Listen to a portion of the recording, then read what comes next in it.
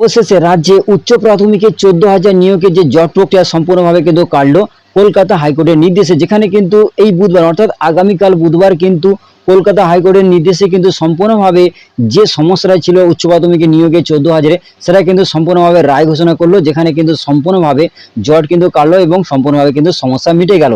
এবং অবশেষে কিন্তু খুব শীঘ্রই কিন্তু আপনাদের কিন্তু নিয়োগ হতে চলেছে, খুব শীঘ্রই, যেটি কিন্তু বর্তমানে 14,052 জনের যে নিয়োগ প্রক্রিয়া সম্পূর্ণভাবে কিন্তু খুব শীঘ্রই হতে চলেছে। তো বর্তমানে কলকাতা হাইকোর্টের নির্দেশে কি বলা হয়েছে এবং উচ্চ প্রাথমিকের নিয়োগের ব্যাপারে নতুন কি আপডেট রয়েছে, A to Z সমস্ত বিষয়ে কিন্তু এই ভিডিওতে আপনাদের জানাবো। তো এর জন্য অবশ্যই আপনারা কিন্তু ভিডিওটি শেষ পর্যন্ত দেখবেন, আর চ্যানেল নতুন হলে এরকম আপডেট আরো পাওয়ার জন্য অবশ্যই চ্যানেলটিকে সাবস্ক্রাইব করে রাখবেন। তো চলুন দেখে নেওয়া যাক। তো দেখুন এখানে বলা হয়েছে যে উচ্চ প্রাথমিকে 14,000 নিয়োগে জট কাটলো, 4 সপ্তাহে প্রকাশ করতে হবে মেধা তালিকা, বললো কিন্তু কোর্ট। অর্থাৎ কলকাতা হাইকোর্ট কিন্তু সম্পূর্ণভাবে বলে দিল যে আপনাদের কিন্তু উচ্চ প্রাথমিকে 14,000 যে নিয়োগ প্রক্রিয়া যে জট ছিল সেটা কিন্তু সম্পূর্ণভাবে 4 সপ্তাহে মানে কিন্তু 1 মাসের মধ্যে কিন্তু আমাদের মেরিট লিস্ট কিংবা মেধা তালিকা কিন্তু প্রকাশ করতে হবে, এখানে কিন্তু বলা হয়েছে। অবশ্যই আপনারা বুঝতে পেরেছেন। এবং আরো পাশাপাশি বলা হয়েছে যে উচ্চ প্রাথমিকে শিক্ষক নিয়োগে জট কাটলো কলকাতা হাইকোর্টে, অর্থাৎ এখানে যে জট বা সমস্যা ছিল সেটা কিন্তু সম্পূর্ণভাবে কাটিয়ে দিল কলকাতা হাইকোর্টের নির্দেশে।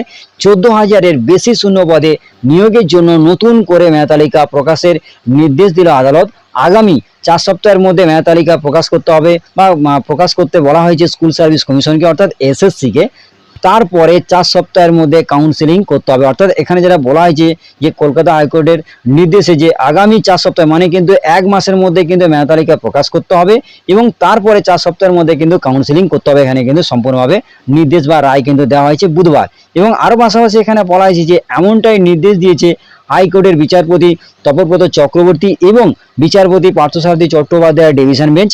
এর ফলে 7 বছরের নিয়োগ জট কিন্তু কাটলো। অর্থাৎ এখানে 7 থেকে 8 বছর যে জট বা সমস্যা ছিল নিয়োগ প্রক্রিয়া নিয়ে সেটা কিন্তু সম্পূর্ণভাবে কাটিয়ে দিল কলকাতা হাইকোর্টের বিচারপতি তপব্রত চক্রবর্তী এবং বিচারপতি পার্থসারথী চট্টোপাধ্যায়ের ডিভিশন বেঞ্চ, এখানে কিন্তু বলা হয়েছে ওনাদের নির্দেশে।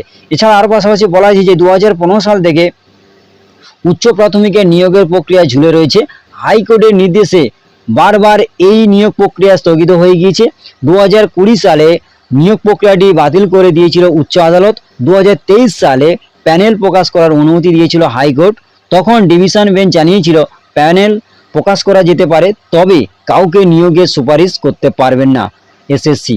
তারপরে মামলাটি যায় নতুন ডিভিশন বেঞ্চে। গত 8ই জুলাই বিচারপতি তপব্রত চক্রবর্তী এবং বিচারপতি পার্থসারথী চট্টোপাধ্যায়ের ডিভিশন বেঞ্চে এই সংক্রান্ত শুনানি হয়ে শেষ হয়েছে। বুধবার রায় ঘোষণা করা, অর্থাৎ এখানে কিন্তু সম্পূর্ণভাবে 8ই জুলাই কিন্তু বিচারপতি সম্পূর্ণভাবে কিন্তু তপব্রত চক্রবর্তী এবং বিচারপতি পার্থসারথী চট্টোপাধ্যায়ের ডিভিশন বেঞ্চ থেকে কিন্তু একটি শুনানি ঘোষণা করা হয় এবং বুধবার ফাইনালি কিন্তু সম্পূর্ণভাবে ঘোষণা করে দিল সম্পূর্ণভাবে যে জট 14,000 নিয়োগের যে প্রাথমিক নিয়োগে অর্থাৎ শিক্ষক নিয়োগে যে জট সম্পূর্ণভাবে কিন্তু উচ্চ প্রাথমিকের শিক্ষক নিয়োগের সম্পূর্ণভাবে কিন্তু জট কিন্তু কাটলো এবং আগামীকাল বুধবার কিন্তু সেই রায় কিন্তু ঘোষণা হলো, এখানে কিন্তু বলা হয়েছে। এছাড়া দেখুন আরো পাশাপাশি বলা হয়েছে যে উচ্চ প্রাথমিকের নিয়োগ প্রক্রিয়ার একাধিক ত্রুটির অভিযোগ তুলে ধরে হাইকোর্টের মামলা দায়ের হয়েছিল। অর্থাৎ এখানে উচ্চ প্রাথমিকের নিয়োগ প্রক্রিয়ার একাধিক কিন্তু সমস্যা বা ত্রুটির কিন্তু ঘোষণা কিন্তু বা অভিযোগ কিন্তু এখানে তুলে ধরে হাইকোর্টের মামলা দায়ের হয়েছিল। আপনারা অনেকেই জানেন বা প্রত্যেকেই জানেন 2023 সালে শুধুমাত্র অনুমানের ভিত্তিতে ইন্টারভিউ প্রক্রিয়া থেকে 1463 জনকে বাদ দেওয়া হয় বলে অভিযোগ। মামলাকারীরা জানান ওই সিদ্ধান্তের নেপথ্যে কি কারণ রয়েছে চাকরি প্রার্থীদের তা জানানো হয়নি। পরে 4 বার তা খতিয়ে দেখে এসএসসি। শেষে ইন্টারভিউ থেকে বাদ পড়েন 74 জন। সেক্ষেত্রে সঠিক নিয়ম মানা হয়নি বলে অনেকটাই কিন্তু অভিযোগ ওঠে, এখানে কিন্তু বলা হয়েছে।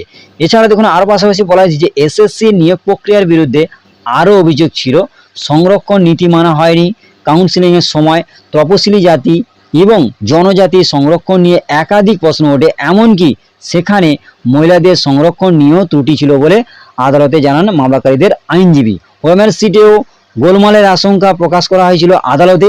দীর্ঘ 7 বছর ঝুলে থাকার পর অবশেষে উচ্চ প্রাথমিকের ওই 14,052টি পদে নিয়োগের জন্য নতুন মেধা তালিকা প্রকাশের নির্দেশ দিল হাইকোর্ট।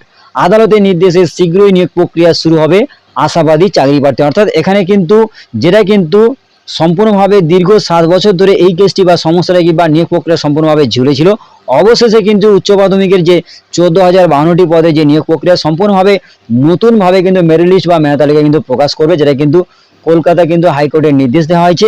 এবং এখানে কিন্তু সম্পূর্ণভাবে চাকরি প্রার্থীরা কিন্তু অনেকটাই আশাবাদী, মানে কিন্তু আপনাদের দুর্গাপূজার আগে কিন্তু আপনাদের সম্পূর্ণভাবে ফাইনাল যে মেরিট লিস্ট বা মেধা তালিকা কিন্তু খুব শীঘ্রই আপনাদের কিন্তু নাম প্রকাশিত হবে। এখানে কিন্তু বলা হয়েছে কলকাতা কিন্তু হাইকোর্টের নির্দেশ কিন্তু বা রায় কিন্তু বলা হয়েছে, যেটা কিন্তু বুধবার কিন্তু সম্পূর্ণভাবে ঘোষণা করা হয়েছে। তো আপনারা আপনারা প্রত্যেকে বুঝেছেন যে দুর্গাপূজার আগে মানে এখানে কিন্তু সম্পূর্ণভাবে বলা হয়েছে যে 4 সপ্তাহ মানে কিন্তু 1 মাসের মধ্যে আমরা কিন্তু সম্পূর্ণভাবে যে ফাইনাল যে মেধা তালিকা সম্পূর্ণভাবে কিন্তু প্রকাশ হবে। তো আশা করি আমাদের সমস্যাটা বোঝাতে পারলাম। তো এই নিয়ে অর্থাৎ এখানে কলকাতা হাইকোর্টের যে নির্দেশ বা রায় বলা হয়েছে এখানে নিয়োগ প্রক্রিয়া নিয়ে, এই নিয়ে আপনাদের কি মতামত রয়েছে, ভালো কি মন্দ, অবশ্যই কমেন্ট বক্সে জানাতে ভুলবেন না। তো বন্ধুরা আজকের ভিডিওটি এখানেই শেষ করলাম। যদি ভিডিওটি ভালো লাগে অবশ্যই ভিডিওতে লাইক করে দেবেন এবং বন্ধুদের মাঝে বেশি করে শেয়ার করুন, যাতে প্রত্যেকে এই বিষয়ে জানতে পারে। আর চ্যানেল নতুন হলে এরকম আপডেট আরো পাওয়ার জন্য অবশ্যই চ্যানেলটিকে সাবস্ক্রাইব করে রাখবেন এবং পাশের বেল আইকন ক্লিক করতে কিন্তু ভুলবেন না। ধন্যবাদ।